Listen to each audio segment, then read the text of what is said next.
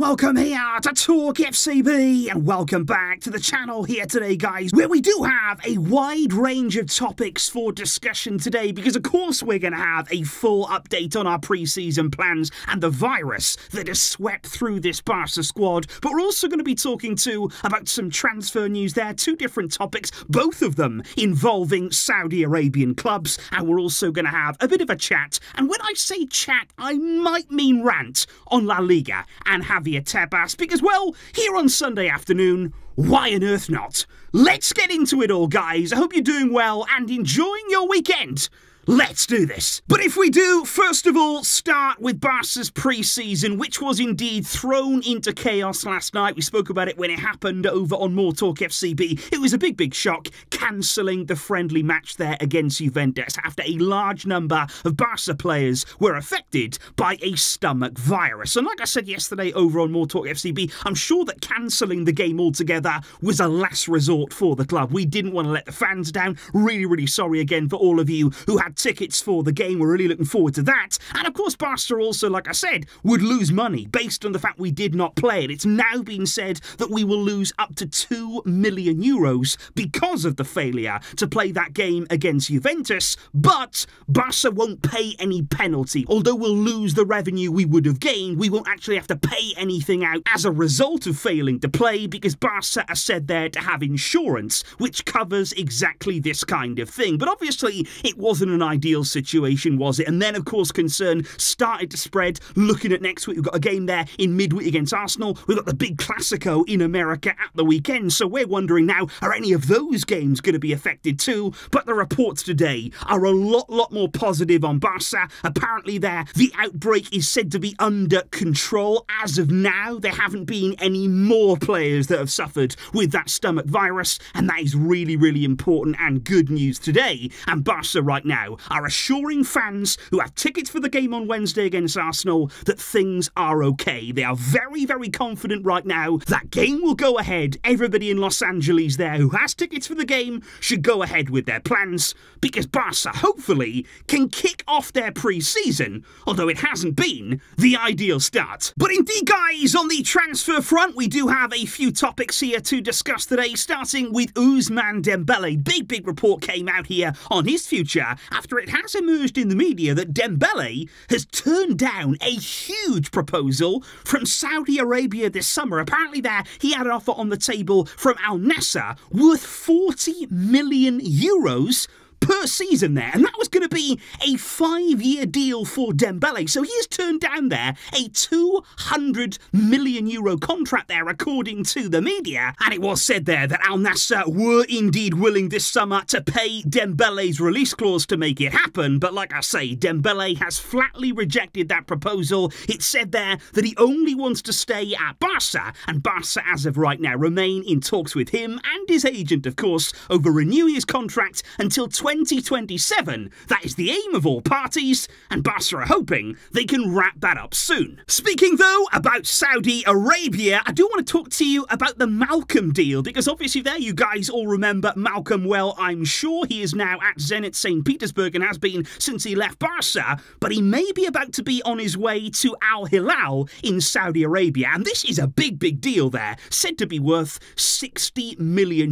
Big money indeed, and just like we spoke about yesterday with Juan Miranda and a sell-on clause, this is another deal that could actually benefit Barca, because when we sold Malcolm to Zenit back in 2019, Barca reportedly inserted there a sell-on clause into that deal, and it remains to be seen at this point just how much we could get exactly, because everything right now on this deal is still being finalised. He's very close to going to Saudi, but it's not quite done yet. But we have seen reports there in the media of a 7.5% sell-on clause. That's not, though, of the total fee. That's not there of the full 60 million, but actually apparently of the profit made by Zenit, which there would be around 20 million euros on what they paid to us and then what they're going to sell him for now. So Barca could be looking at there anywhere between 1.5 million euros, maybe going upwards of 2 million if we're lucky, which obviously it's not mouth-watering money, but hey, that might actually help us compensate for what we've just lost by not playing against Juve. Which brings us on on to my discussion, my talk with you guys about La Liga, about Javier Tebas. Because honestly, guys, the fact that I'm even having to come here today and talk about Barça losing 2 million in revenue, maybe getting a little bit of a sell-on clause there that could be 1.5 million, the fact that we're having to talk about what should be small amounts of money for a huge club like Barça, but in La Liga, that is suddenly so important. Well, that brings us on to talk about Javier Tebas' restrictions, to talk here about what has happened to a league that was once the greatest league in the world, because I want to show you this. The summer spending so far in La Liga, and that right there, that's it. That is all of the summer transfer business that has been done in terms of incomings in La Liga. And what on earth is that there? There is nothing being done. There's nothing that really can be done. Obviously, Real Madrid have been able to spend this summer. And I know, guys, that looking right throughout the league there, spending isn't everything. You know, it's not all about spending money and spending the most money. But come on, how is a league supposed to improve? How is a league here supposed to grow and actually bring in the very best of talent when nobody can really do anything? When everybody is being held back by these absolutely ridiculous restrictions. And it's been reported of all the transfers that actually have been able to be made this summer, only 7 out of the 65 signings have been registered so far. And that means right now that 58 transfers in La Liga across all of these clubs, they still remain unregistered. And how is this okay? How can this be allowed to happen? What is Tebas thinking? And I am well aware, guys, that in La Liga, looking at a lot of these clubs here, they do an absolutely fantastic job of creating and developing their own talent. And that is something that I accept should definitely be celebrated.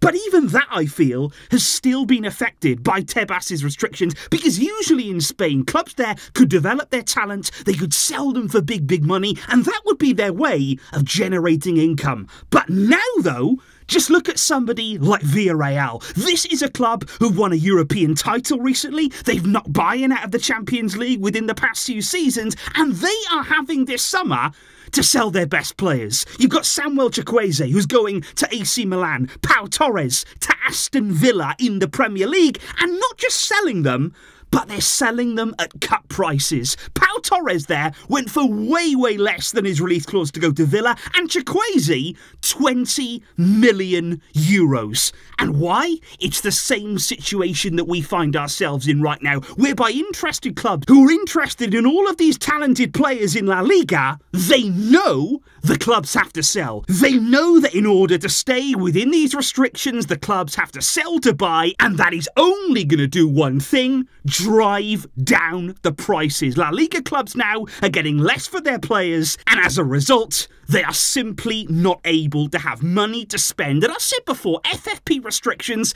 they're fine. I think they should be welcomed in football. I would like to see everybody here on the same level playing field, but we're not. Right now, all we're seeing is La Liga and their restrictions on a different planet to any other league. And all that's happening now, all that is doing is leaving La Liga behind. And the one man responsible, it's Javier Tebas.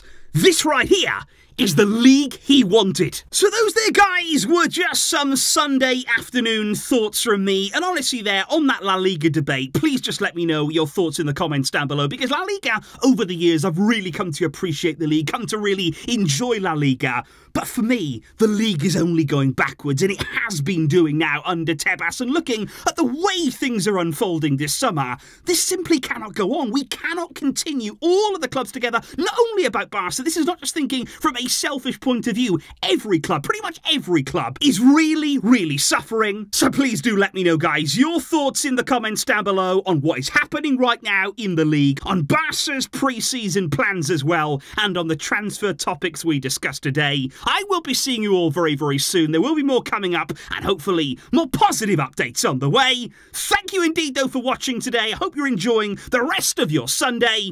But until next time, as always, Visca el Barça.